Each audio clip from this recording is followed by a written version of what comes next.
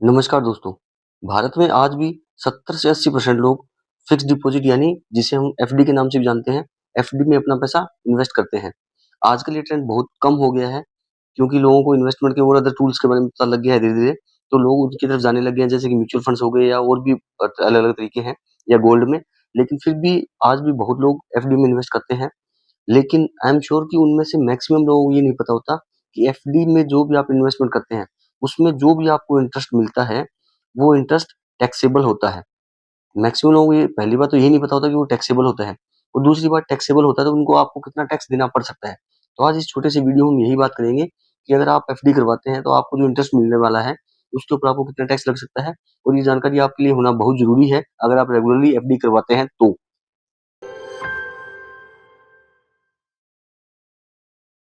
अब अगर हम बात करते हैं फिक्स्ड डिपॉजिट के टैक्स के बारे में, तो जो एफडी से जो हमको इंटरेस्ट मिलता है वो फुल्ली टैक्सेबल होता है, ये हमें पता होना चाहिए।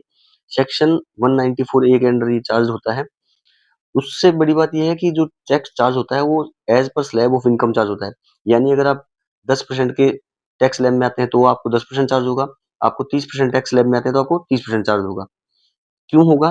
क्योंकि जो एफडी से जो इनकम जनरेट होती है, जो इंटरेस्ट आपको मिलता है, वो इनकम फ्रॉम अदर सोर्सेज में काउंट किया जाता है और जब आप आईटीआर भरते हैं, इनकम टैक्स रिटर्न भरेंगे अभी टाइम आएगा अभी इनकम टैक्स रिटर्न भरने का, तो जैसे ही आईटीआर भरते हो तो वहाँ पे एक ऑप्शन मिलता है आपको इनकम फ्रॉम अदर सोर्सेज, तो वहाँ पे आपको फिल अप करना पड़ता है ये चीज़ें और क्योंकि ये एज़ अ इनकम काउंट होती है, तो इसलिए इसको आपकी स इनकम की स्लैब के हिसाब से ही आपको चार्ज किया जाता है।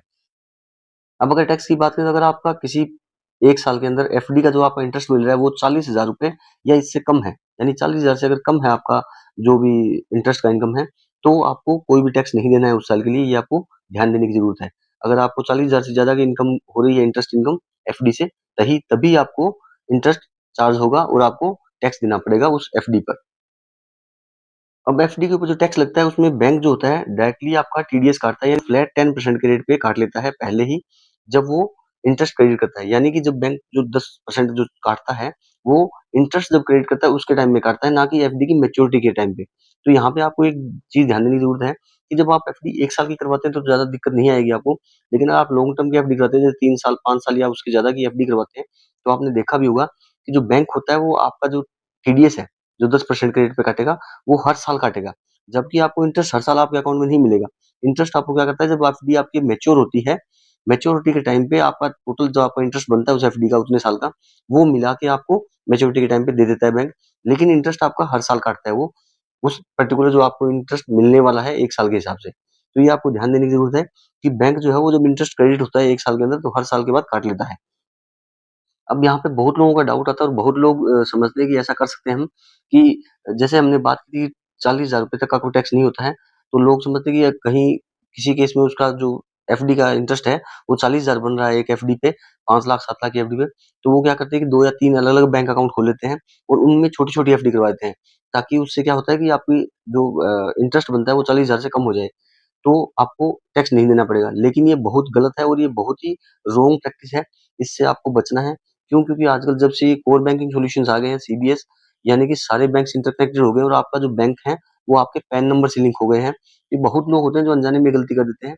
तो आपका बैंक जो है वो पैन नंबर से लिंक है, तो आप चाहे 1 अकाउंट खुलवाओ, चाहे 25 अकाउंट खुलवाओ, सभी के अकाउंट के अगेंस्ट में आपकी जितनी भी एफडी है जिसके ऊपर आपको इंटरेस्ट मिल रहा है, सभी का मिला के अगर आपका उस साल में 40,000 से आपको ज़्यादा इंटरेस्ट आपको जनरेट हो रहा है, तो आपको वहाँ पे एफडी पर आपको टैक्स देना पड़ेगा। ये आपको ध्यान देना है, ये बहुत लोग गलतियाँ कर देते हैं। अब जो सबसे इम्पोर्टेंट बात जो हमें ध्यान देनी है वो ये है कि जब भी हम बैंक जो है आपका एफडी पे टैक्स काट लेता है, वो जैसे हमने बात की कि हर साल जब टैक्स क्रेडिट करता है वो हर साल काट लेता है। तो अगर आप 30% टैक्स स्लैब में हैं, यानी कि अगर आपका जो टैक्स स्लैब है वो 30% का है, तो जब आप आईटीआर भरते हैं, तो आईटीआर भरने के टाइम में आपका जो एफडी का इंटरेस्ट है, वो income from other source count होता है। तो जब आप आईटीआर भरेंगे, तो आपका क्योंकि आप टैक्स स्लैब में 30% में आते हैं, लेकिन आपका जो बैंक ने टीडीएस काटा था, वो काटा था 10%। तो आपको जो बचा हुआ 20% है, वो आपको आईटीआर में वापस पे करना पड़ेगा। ये आपको ध्यान देना है, ये बहुत लोग गलतियाँ कर देते हैं। तो अगर आपने टीडीएस आपको 10% कटा है और आप 30% के स्लैब में हैं या 20% के स्लैब में हैं, तो जो बचा हुआ इंटरेस्ट है, वो आपको आईटीआर में फाइल करना ही पड़ेगा। उसके अपोज़िट अगर आप 0% या 5% वाली टैक्स स्लैब के अंदर रहते हैं, जहाँ आपको टैक्स की लायबिलिटी नहीं बनती है टैक्स की, तो उस केस में क्या होगा कि अगर मान के चलिए सरकार ने या जो बैंक है उसने 10% का टीडीएस काट भी लिया है, लेकिन आपको टैक्स लायबिलिटी नहीं बनती है, तो आप आईटीआर के अंदर रिफंड भी क्लेम कर सकते हैं।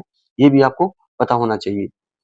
उसके बाद जो इम्पोर्टेंट चीज़ आती है वो कि हमें एफडी का मैच्योरिटी का वेट नहीं करना चाहिए। हर साल आईटीआर जब भरते हैं, तो उसके अगेंस्ट हमको इंटरेस्ट का जो इनकम आ रहा है, उसको आईटीआर में शो करके उसके अगेंस्ट में हमको क्लेम या रिफंड डाल देना चाहिए। क्योंकि क्या होता है कि अगर आप हर साल नहीं करेंगे, और मान के चलिए 5 साल का या 10 साल का एफडी है आपका, तो जब जिस टाइम मैच्योरिटी होगा उस एफडी का, तो मैच्योरिटी के टाइम में हो सकता है एक साथ में बहुत सारा पैसा आपके अकाउंट में आ जाए, और उसकी वजह से जो आपकी जो स्लैब है इनकम की वो चेंज हो जाए, और आपको और ज़्यादा टैक्स देना पड़ जाए।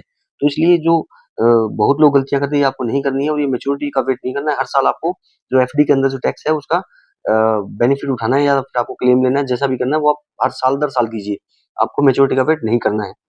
और अगर आपके पास एफडी का इंटरेस्ट, और आप चाहते हैं कि हर साल मेरा जो टैक्स ना कटे और साल के लास्ट में कटे, जब मैच्योरिटी आए तभी बैंक मेरा टैक्स काटे, तो उस केस में आपको एक फॉर्म आता है 15G और 15H।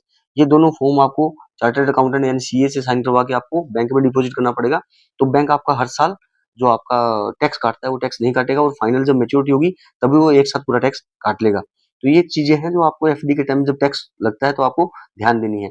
अगर एग्जाम्पल के लिए मान के चलिए कि आपकी कोई 10 लाख रुपए की एफडी है, और 7% के हिसाब से आपका इंटरेस्ट रेट मिलता है, तो एक साल में मान के चलिए आपको 70,000 रुपए का अगर आपको इंटरेस्ट की इनकम हो रही है, तो उसके ऊपर जो बैंक है वो 10% के हिसाब से फ्लैट टीडीएस काट लेगा, यानी 70,000 में से 7,000 रुपए बैंक काट के आपको आपके उस पर्टिकुलर साल के अंदर 63,000 रुपीज का आपका इंटरेस्ट क्रेडिट होगा।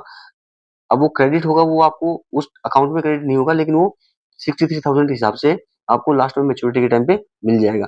तो मुझे उम्मीद है कि आपको एफडी के ऊपर कैसे टैक्स किया जाता है और कैसे नहीं किया जाता है, ये सब आपको समझ आ गया होगा।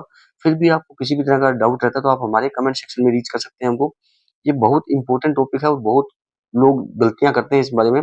सोचते हैं कि एफडी करवा लेते हैं, एफडी से आप, क्योंकि मैक्सिमम लोग एफडी करते हैं सेक्शन 80C का जो आपका टैक्स एग्जेम्पशन मिलता है उसको एग्जॉस्ट करने के लिए, कि आपका इन्वेस्टमेंट हो जाएगा और साथ में आपका रिटर्न भी मिल जाएगा। लेकिन आपको ये पता होना चाहिए कि एफडी फुल्ली टैक्सेबल है, उसमें आपको कैसे-कैसे टैक्स किया जाता है, वो हमने इस वीडियो में बात की है।